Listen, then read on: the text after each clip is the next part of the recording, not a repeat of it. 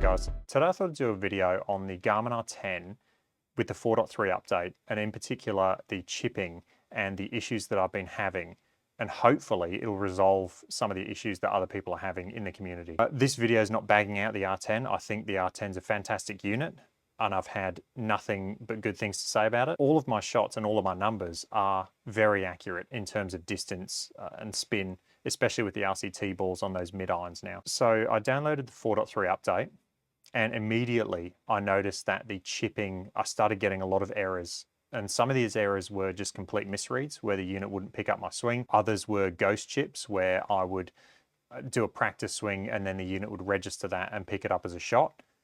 And then I was also seeing shots where I would chip it 6 to 7 foot carry in my room. However, in game, the unit would hang on a red light and then it would shoot a 40-yard shot off in the simulated game. So it really ruins your round.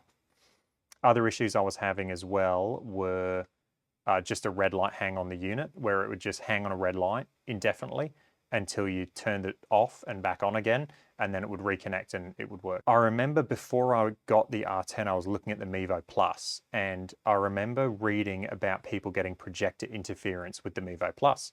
So I thought with this new introduction of RCT balls, potentially are we getting the same thing? So I came in here, turned my projector off and played sim golf. I did lots of chipping and did lots of testing and had no issues. The Garmin read all the chips accurately. Everything worked as advertised. So that led me to conclude that it was the projector now causing interference with the Garmin. So what I did was I went back on the forums and dug even deeper into those Mevo Plus forums and found one post off someone where they said they made a Faraday cage out of mesh and put it around their projector and it solved their issues. So I thought, great, and why don't I try to do the same thing? So I did. I made a Faraday cage, which is just above my head, and it encases the projector. So it's covering the back, the bottom, and the sides. The top and the front are still open, and it worked flawlessly. And it has been working flawlessly ever since I've put it up. What I'll do today is I'll hit some chip shots with the cage on, just to show you everything works, and then I will remove it, hit some more chip shots and show you the difference. And hopefully you'll be able to see if this is the same issue that you're getting. Cool, so I'm out at GS Pro practice range. I'll just pull this up and we've got an 8-yard chip. All of these chip shots, I'm gonna aim to carry them about 6 to 9 feet. So what I will do as well is I will tilt the camera down so you guys can see exactly where I'm hitting from as well. For reference, my ball is 9 foot from ball to screen and then about 6 foot, 4 inches to the unit itself, and that's maxed out the distance.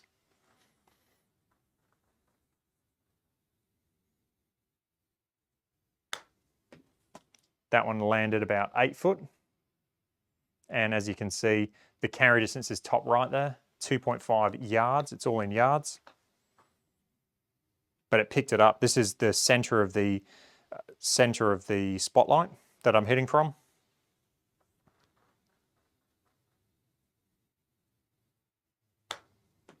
That was about 7 to 8 feet. And same thing, was a good shot.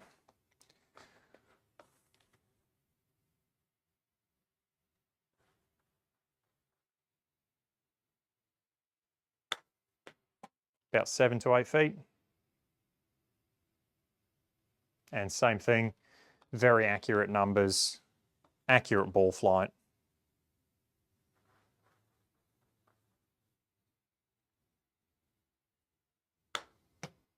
That was about 5 foot carry and it registered. So for reference as well, these shots, I don't know if you can see, but these shots are only getting about, I'd say 6 inches, if that, off the ground. And the unit's still picking it up. So I'll hit one more shot. That was about 6 foot carry. 6 foot carry. So they're just bump and runs. I'll now do an 8 iron. So these will come out a fair bit lower. I'll go to a bit of longer. So this is 20 yards, this hole back here.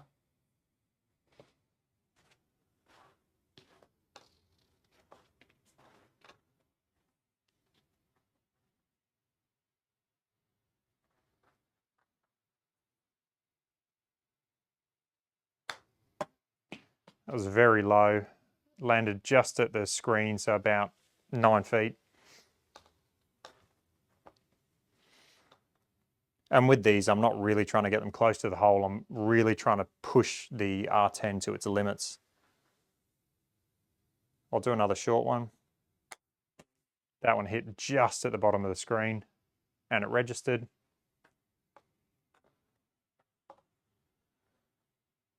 And now I will try get it close to the hole. So 20 yards.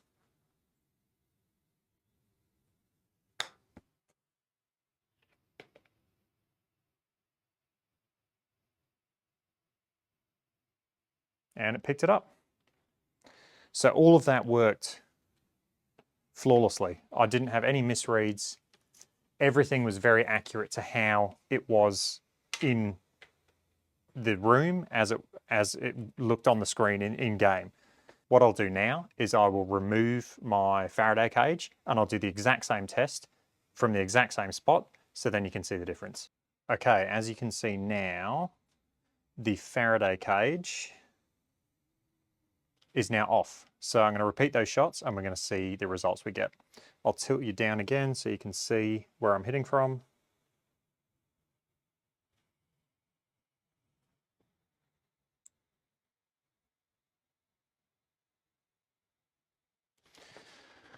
Okay.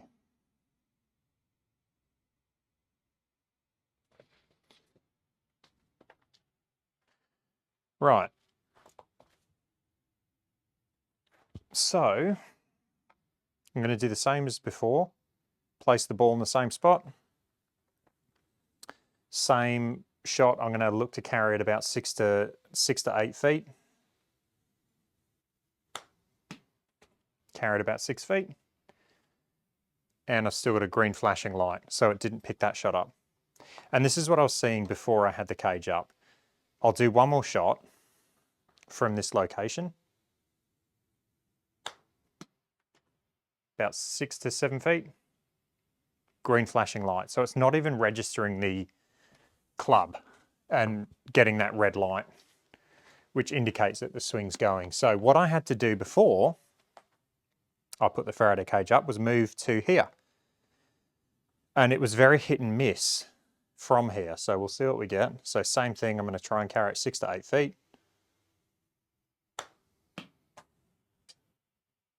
And I've still got a green flashing light, so it didn't register the swing.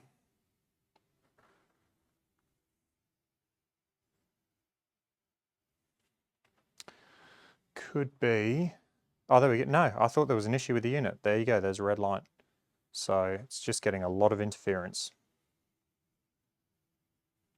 This is not even picking it up.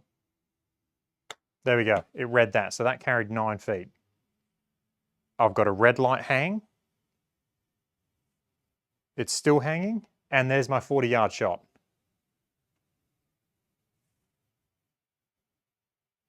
Okay, so 9-foot carry in the room, red light hang on the unit for about, what, 10 seconds? And then it shot that 40-yard shot. So I'll do that again. So same position.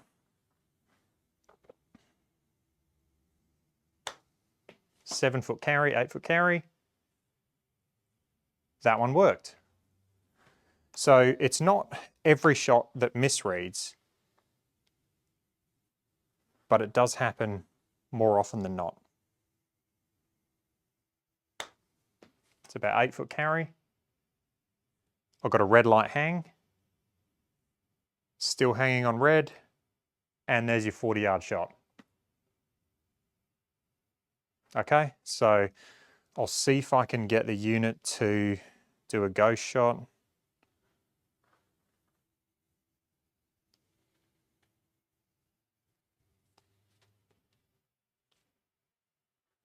This one's a bit harder to get. It always happens when you don't want it to on course, but it's hard to replicate. No, it's not going to do it. But that's about 8 to 10 foot carry. Sorry, about 10 foot carry. Red light hang, 40-yard shot. So these are the issues that I've been having with without the Faraday cage. That's the most common that I can replicate.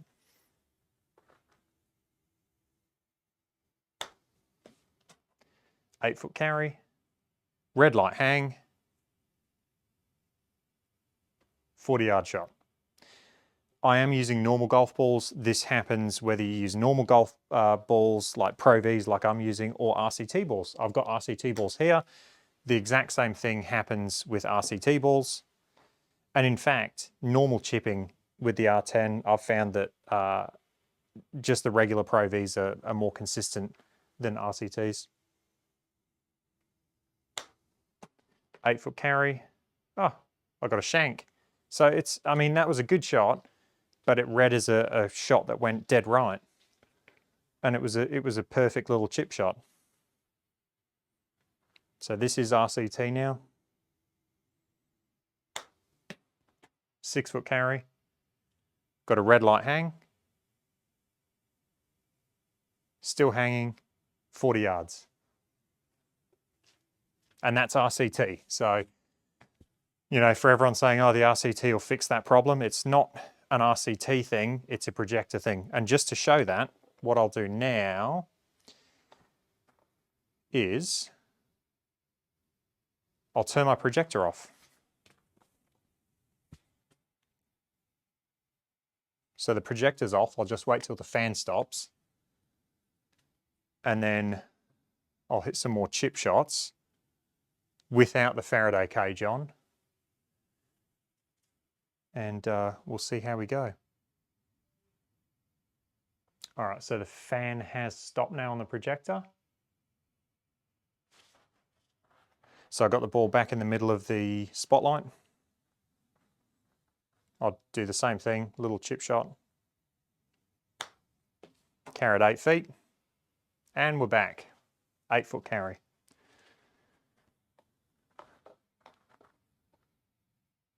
Do another shot. 7-foot carry. And we're back, 7-foot carry. And so this is what I was doing. I was just playing without my projector, but as you can see from earlier in the video, as soon as I put that Faraday cage on, I can have my projector on, no issues.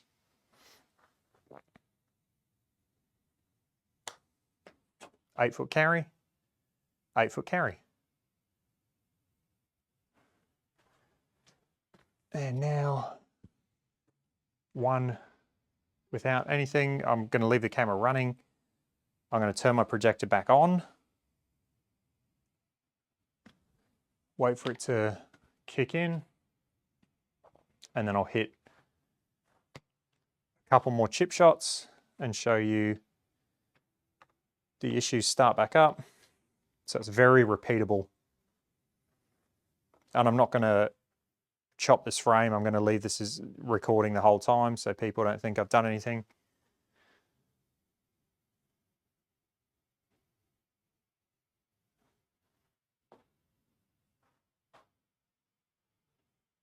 Wait for that to warm up and turn on. So it's picking up these little swings because the fan's not running in the projector.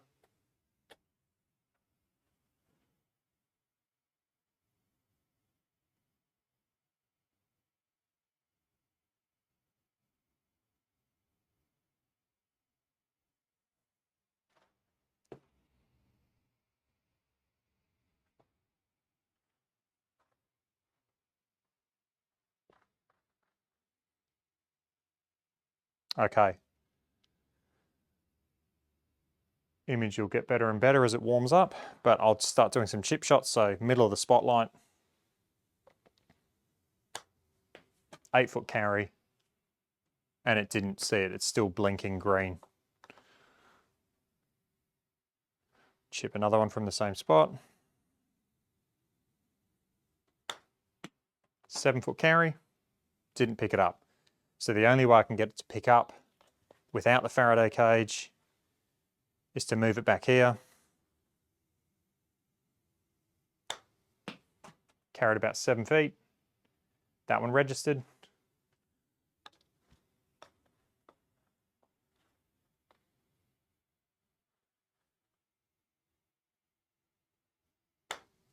Seven feet again. That one registered.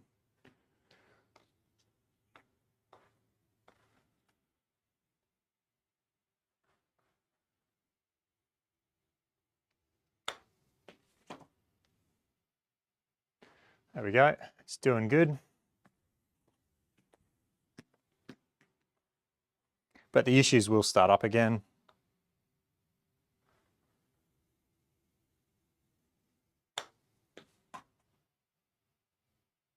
Okay, I've got a red light hang.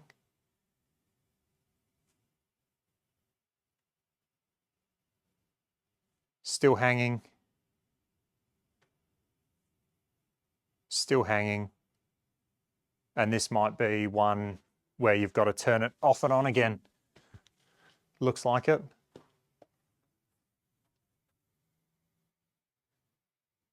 Yep, so I'm going to turn the unit off.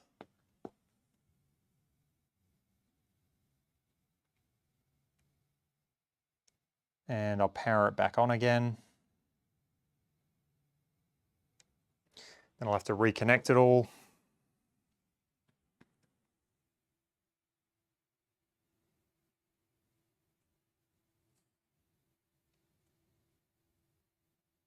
Okay. Should be back online now.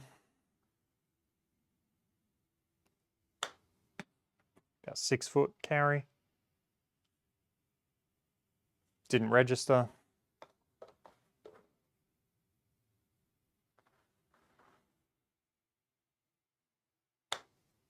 It's about 8-foot carry. Didn't register. It's still working because if you do a big swing, it'll turn red.